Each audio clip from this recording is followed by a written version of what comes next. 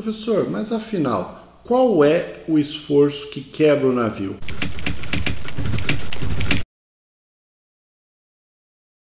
Bem-vindo ao Pitada de Engenharia.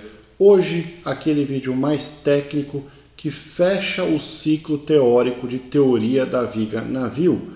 Por isso, se você não assistiu, é muito importante que você pare esse vídeo e assista os vídeos que estão aqui no card, porque eles formam a parte 1 e parte 2 dessa teoria de viga navio que eu estou utilizando como modelo de análise da estrutura global de uma embarcação.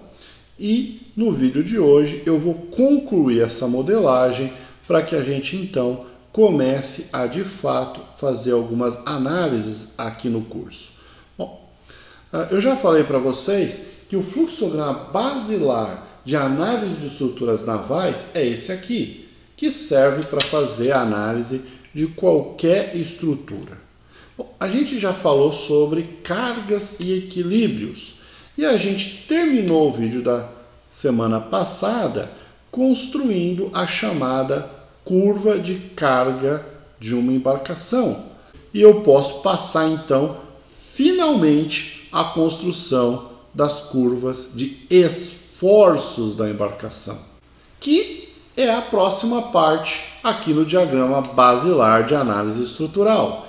Uma vez que eu tenho uma curva de carga, eu consigo entender a carga aplicada, a força aplicada a cada metro de navio. E aí, como é que eu vou construir então os esforços que atuam na minha estrutura? Muito simples. Se você lembrar do teu curso de McSol, quando você integra a curva de carga, o que você vai ter? A curva de força cortante na embarcação. E o que vai representar essa curva de força cortante? Vai representar a força cortante a cada metro da minha embarcação. Então, cada seção vai estar submetido a uma força cortante que vai gerar uma tensão cisalhante na minha estrutura, cujo valor é expresso na curva Q de X. Q maiúsculo de X. Qzinho, curva de carga. Q maiúsculo, força cortante. Tudo bem? Alguns autores usam V, tá? Na naval a gente usa Qzão. Tudo bem? Se você lembrar do curso lá de McSol, Qzão de X nada mais vai ser do que a integral de 0 a X de Qzinho de X dx.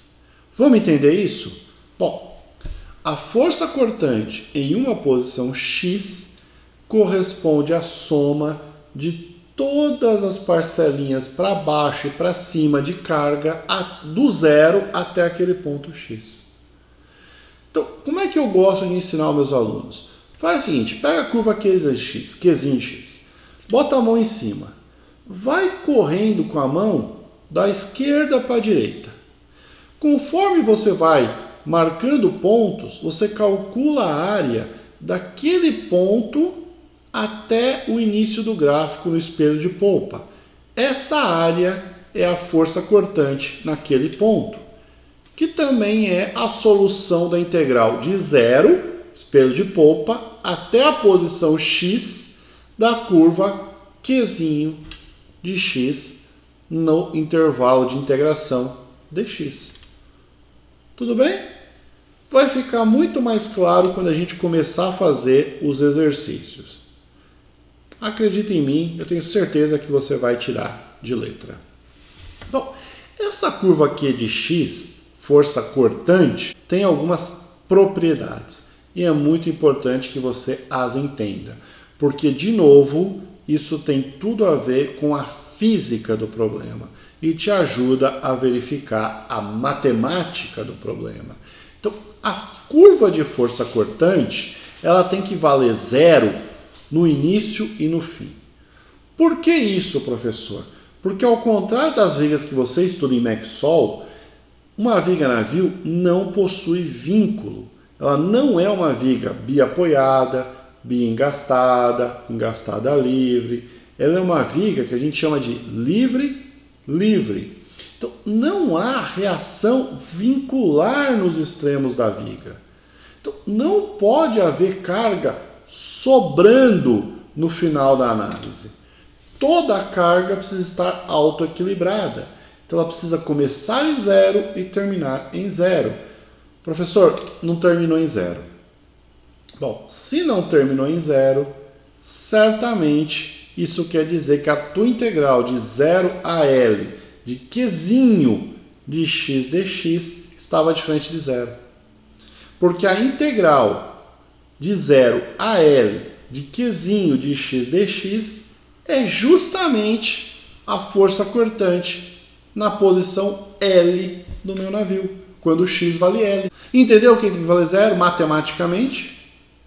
Então isso quer dizer que você ou errou a integração, você fez Qzinho de x e estava certo, fez Qzão de x e falhou no final do gráfico, errou a integração.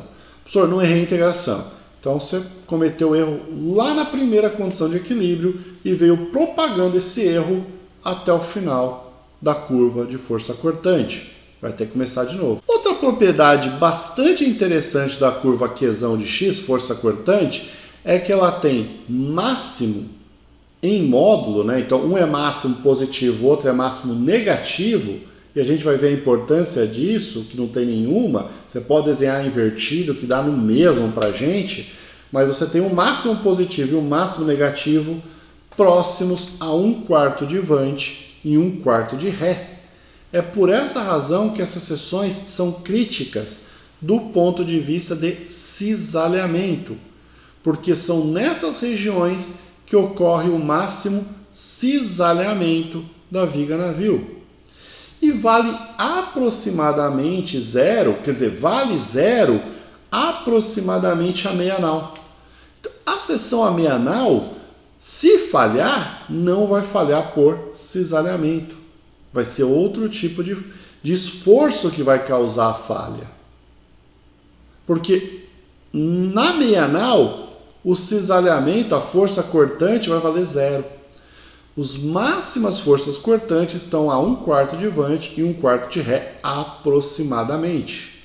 E aí tem a questão da antimetria. Uma parte da força cortante tem que estar para cima, uma parte tem que estar para baixo. A gente já vai entender o porquê disso. Tá comigo? Entendeu a construção da primeira curva de esforços, a curva de força cortante, Qzão de x? Bom, agora resta a última curva e a mais importante de todas elas. Você faz toda essa teoria para chegar nessa curva. E na verdade para chegar em um número dessa curva. Mas que é a curva de momento fletor.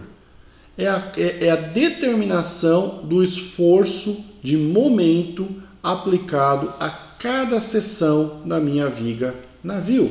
E se você lembrar lá do curso de mecânica dos sólidos, a integral da força cortante é a curva de momento fletor. Então, o momento fletor em uma posição x qualquer do meu gráfico nada mais é do que a integral de 0 a x da curva Qzão de x dx.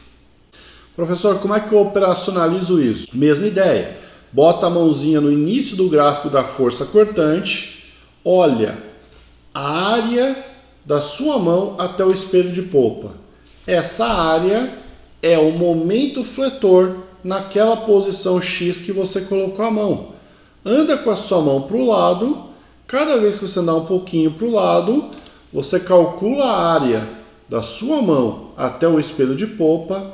Essa área é mais um ponto da curva momento fletor, a curva M de x.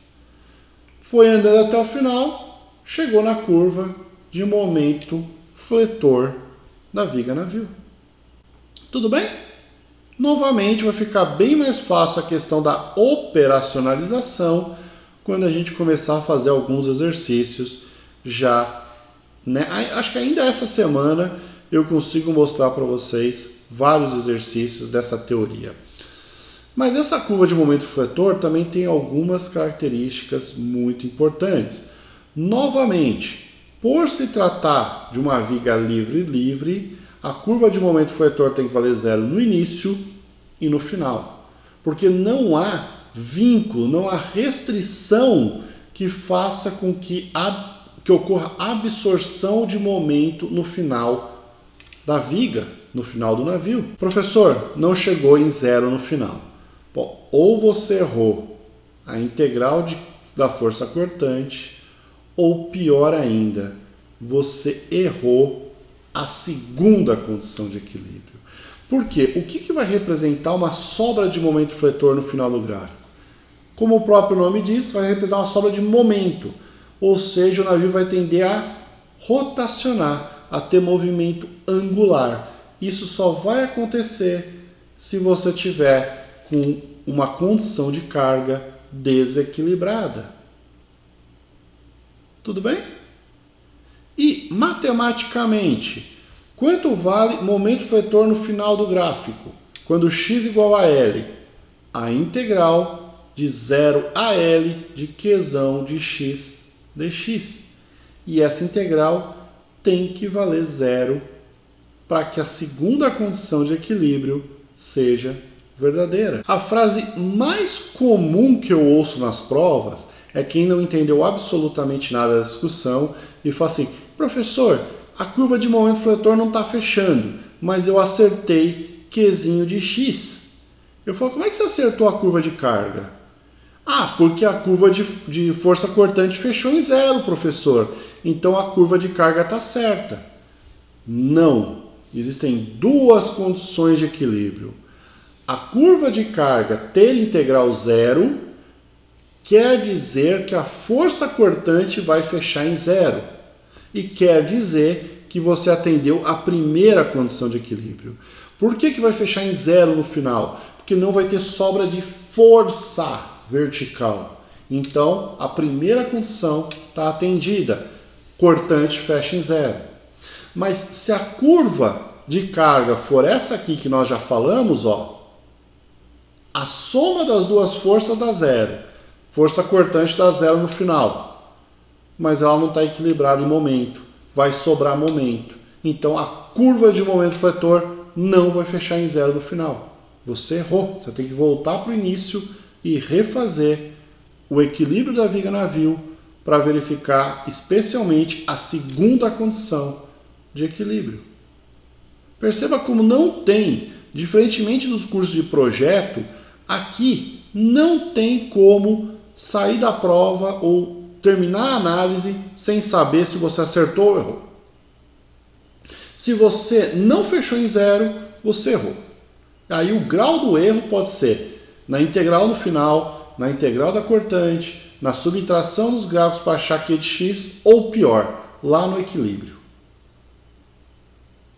Se fechou em 0, muito provavelmente você veio com a prova toda coerente. Se você resolveu a prova do enunciado, é outra história. Mas a prova é coerente, a resolução é coerente do início ao fim. Está me acompanhando? Não perdeu a concentração? Está comigo? Vamos estar fechando a aula de hoje, dizendo então qual é o número que importa. É esse aqui, ó. O máximo momento fletor.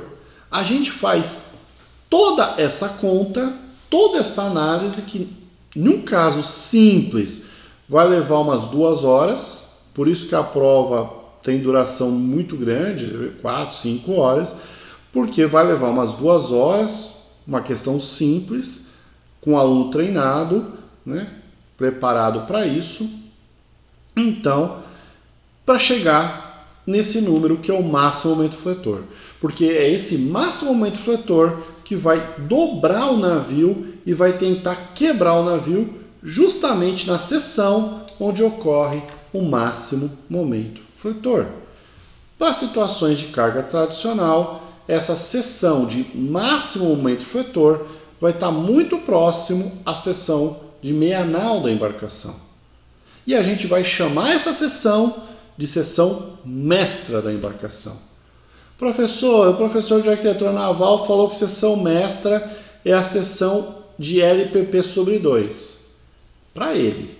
Para a gente de estrutura, seção mestra é a seção de máximo momento fletor, que pode e provavelmente está muito próximo da seção de meia anal, que provavelmente está muito próximo à seção de LPP sobre 2. Para o professor de hidrodinâmica, muitas vezes a seção mestra, ele não usa esse termo, mas a seção representativa é a seção de maior boca, e que não necessariamente está meia anal, e que não necessariamente tem o maior momento fletor. Para a gente, então, seção mestra é a seção de máximo momento fletor.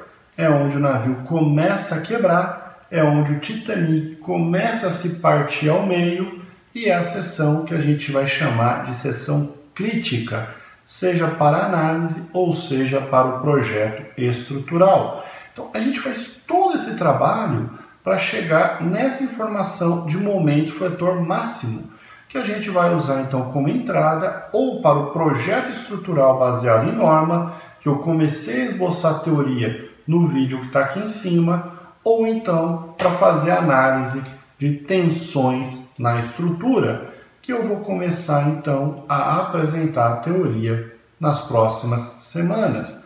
Eu espero que você fique aqui com a gente e, para exercitar tudo isso que eu falei nesses 3 vídeos que formaram essa coletânea de teoria de viga navio, eu vou deixar aqui no link da descrição um conjunto de questões relativamente simples que a gente vai trabalhar no próximo vídeo. Mas se você é meu aluno de Estrutural 1, a resolução dessas questões é obrigatória e você vai ter que enviar a resolução lá no nosso sistema acadêmico. Você que assistiu esse vídeo para aprofundar os seus conhecimentos em mecânica de estruturas de embarcações, não perca a resolução dos exercícios, porque vai ser lá que a gente vai colocar em prática, com casos relativamente reais, toda essa teoria que nós exercitamos nesses 3 vídeos. Conto com você e espero que você esteja apreciando realmente o nosso conteúdo. Um forte abraço, pessoal!